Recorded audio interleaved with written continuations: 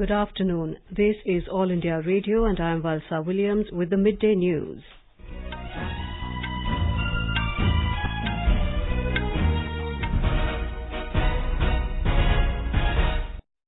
The headlines. Prime Minister Narendra Modi calls for global efforts to eliminate terrorism, addresses plenary session of SCO Summit in Bishkek in Kyrgyzstan. Housing and Urban Affairs Minister Hardeep Singh Puri says government will achieve target of housing for all by early 2020. Health Minister Dr Harsh Vardhan says government is committed towards safety of doctors. In Jammu and Kashmir, 2 terrorists killed in gunfight between terrorists and security forces in Pulwama district. In FIH Men's Series Hockey, semi-finals to be played in Bhubaneswar today, India to face Japan later this evening. In the ICC Cricket World Cup, hosts England face West Indies at Hampshire.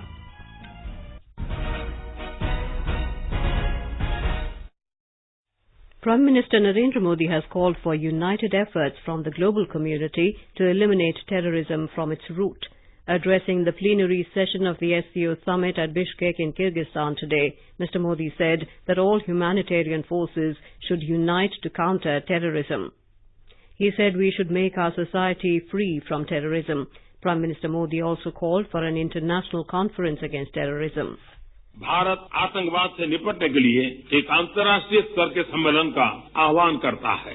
H for humanitarian cooperation. Bharat अपने क्षेत्र में humanitarian cooperation में और disaster में first responder की भूमिका निभाता रहा है। हमें एससीओ देशों के साथ अपने अनुभव और विशेषज्ञता साझा करने में प्रसन्नता होगी। Mr. Modi said that terrorism and drug trafficking should not be seen as a separate menace. Referring to the gruesome terror attack in Sri Lanka, the Prime Minister said that terrorism is taking the lives of innocent people daily. Mr. Modi said that peace is the utmost necessity in Afghanistan. Prime Minister Modi emphasized on sharing India's expertise in healthcare and telemedicine with member countries. He also emphasized on people-to-people contact and healthcare services among the member countries. Giving health formula to member countries of the SCO, Mr. Modi said multilateral trade is the need of the hour. Physical connectivity के साथ साथ people to people संपर्क का महत्व कम नहीं है। हमारी ई पर्यटक वीजा सेवाएं अधिकांश एससीओ देशों के लिए उपलब्ध हैं। मुझे यह घोषणा करते खुशी हो रही है कि भारतीय पर्यटन की वेबसाइट पर शीघ्र ही एससीओ देशों के पर्यटकों की आसानी के लिए रूसी इंटरफेस और रूसी भाषा में 24/7 पर्यटक हेल्पलाइन प्रारंभ होगी। Earlier, the Prime Minister had a pull-aside meeting with Belarus President Alexander Lukashenko on the sidelines of the SCO Summit. Prime Minister Modi also held a bilateral meeting with the President of Kyrgyzstan, Suronbay Jeenbekov. A number of agreements in different sectors are likely to be signed with Kyrgyzstan later today. AIR correspondent reports that member countries of the SCO have signed a series of agreements at the plenary session of the summit. Issues like global terrorism, protectionism, energy security, along with trade, business and economic development remained on focus during the deliberations. Prime Minister Modi also held bilateral meeting with President of Kyrgyzstan. Number of agreements in different sectors likely to be signed with Kyrgyzstan later today. India is enjoying historic cultural and business relations with Central Asian countries, and boosting regional connectivity through SCO will take these relations to the next level. India-Kyrgyz Business Forum and Textile Exhibition organized in Bishkek are the steps in this direction. With Vikalp Shukla, Yogesh Pandya, Air News, Bishkek, Kyrgyzstan. The Prime Minister will also hold bilateral talks with presidents of Kazakhstan, Mongolia and Iran.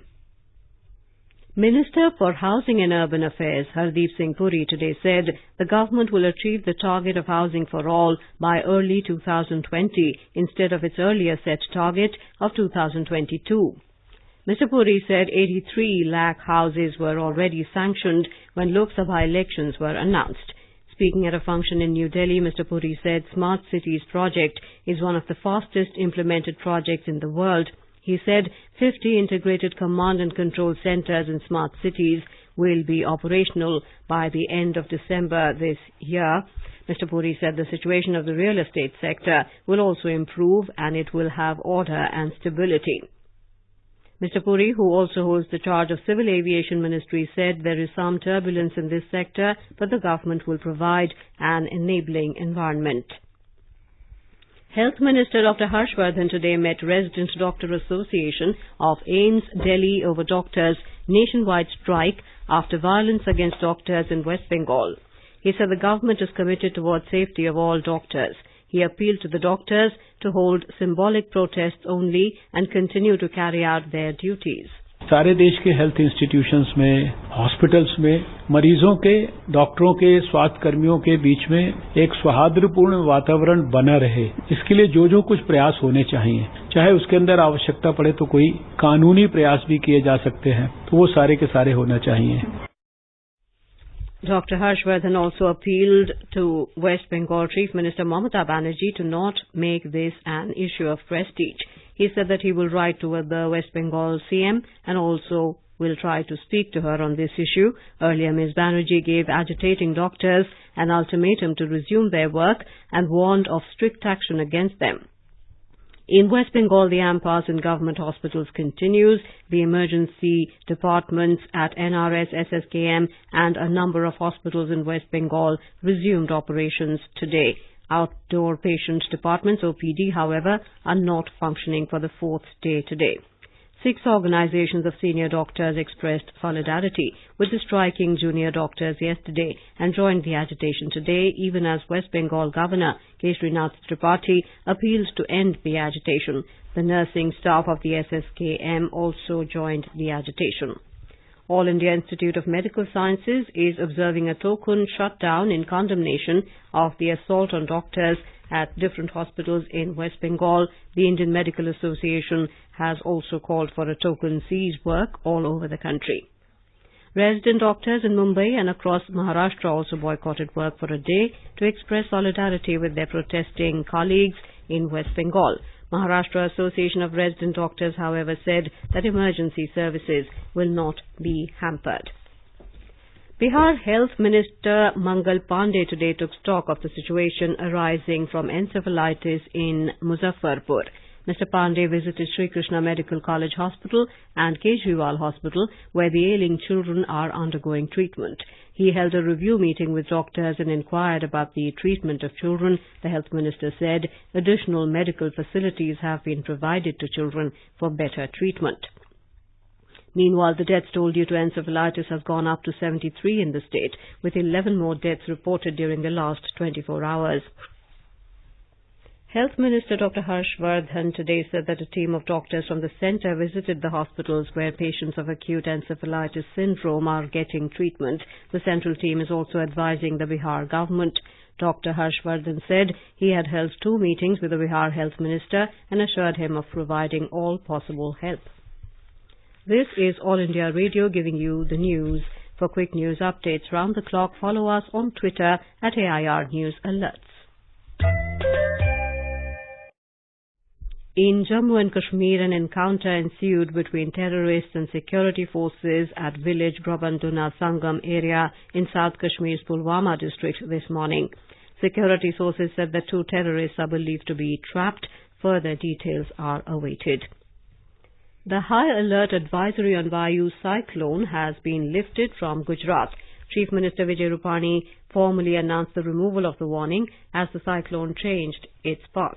He advised senior ministers and secretaries camping in cyclone-prone districts to return to their home base. Speaking to media persons in Gandhinagar, Mr. Rupani said that 275,000 people staying in special shelters are allowed to return to their homes in the afternoon. He said all the bus routes will be opened by the State Transport Corporation, while ports and airports will resume their work from tomorrow. Passenger train services are being restored gradually, while all airports in cyclone-prone area became functional this morning. School colleges are to open fully from tomorrow. Chief Minister Rupani expressed gratitude to the Armed Forces, Coast Guard, BSF, Meteorological Department and the NDRF. Environment Minister Prakash Javadekar today said the government has expedited environment clearance for industries and the Environment Ministry is no longer a roadblock to development. Addressing the CII National Council meeting in New Delhi, Mr. Javadekar said earlier the ministry used to take 640 days for environmental and forest clearances, which has now come down to 108 days. He said the government will try to reduce this to 2 months. I can promise you that we not only want to reduce the days of government processing the applications, but also make processes more transparent, best practices of the world, taking care of environment and also ensuring progress. The minister asserted that the government will not compromise with environment protection, and it believes that growth and environment protection can go together. The centre has approved setting up of an e-foreigner tribunal EFT in Assam. The CEO of EFT Mission AP Tiwari said the proposed integrated EFT IT system will be implemented across the state for effective monitoring and resolution of cases registered with the foreigner tribunal. The new IT system is expected to strengthen the judiciary regarding disposal of cases. More from our correspondent. The CEO of the EFT mission, Anand Prakash Tiwari, hopes the new IT system will not only strengthen the judiciary in efficient disposal of cases, but also help police organization in faster detection, prosecution and detention of foreigners. This will also enhance the transparency of case disposal process. ये एक तरह का digital platform है जो appeal करने वाले को भी और जो भी लोग इस पूरे इकोसिस्टम से जुड़े हुए हैं, स्टेक होल्डर हैं, उन सबको सहूलियत, सबको सुविधा प्रदान करेगी. The main objective of the project is to maintain a statewide biometric and biographic data to capture the illegal migrants' data to computerize data flow for all the stakeholders. It will also help in legalization of eligible beneficiaries for government welfare schemes. Manas Pradeep Sharma, AR News, Guwahati. Finance Minister Nirmala Sitharaman is holding a pre-budget consultation meeting with representatives of the social sector in New Delhi today. Later, she will meet with economists. Earlier, the minister had meetings with representatives of infrastructure sector, farm bodies, industry and trade, as well as experts of climate change. She will present the budget on the 5th of July. The Minister of Micro, Small and Medium Enterprises, Nitin Gadkari, has said the MSME sector has great potential for growth and employment generation. He urged the industry to invest more in this sector. Mr. Gadkari said his ministry is planning to make 700 industrial clusters, and he invited the private sector to invest in this direction. He was addressing the National Council meeting of the Confederation of Indian Industry in New Delhi today. US President Donald Trump has announced that White House Press Secretary Sarah Sanders will step down at the end of the month. Mr. Trump, making the surprise announcement of her departure, hoped that Sanders would run for the governor of Arkansas State. Praising her, Mr. Trump said Sarah is a very special person with extraordinary talents who has done an incredible job. In the ICC Cricket World Cup, hosts England will face West Indies in their league encounter at the Rose Bowl today. The match will start at 3 p.m. Indian time. Meanwhile, the match between India and New Zealand was abandoned yesterday after continuous rain at Trent Bridge in Nottingham, with both sides earning a point each. On Sunday, there will be a high-voltage match between India and Pakistan. In the FIH Men's Series Hockey Finals today, semi-finals will be played in Bhubaneswar. In the first semi-final, USA will take on South Africa at 5 p.m., while the second semi-final will be played between India and Japan at 7:15 in the evening. Meanwhile, Russia defeated Poland 3-2 this morning. Russian player Mora Karolene was declared man of the match. After this win, Russia got the 5th position and Poland the 6th in the series. Russia has scored 19 goals in this series. And now, before we end the bulletin, the headlines once again. Prime Minister Narendra Modi calls for global efforts to eliminate terrorism, addresses plenary session of SCO Summit in Bishkek in Kyrgyzstan. Housing and Urban Affairs Minister Hardeep Singh Puri says government will achieve target of housing for all by early 2020. Health Minister Dr Harsh Vardhan says government is committed towards safety of doctors.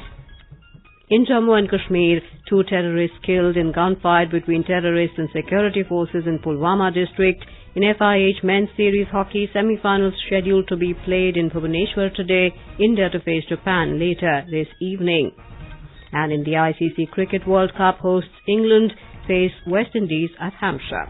For details of these stories and more, log on to our website www.newsonair.nic.in.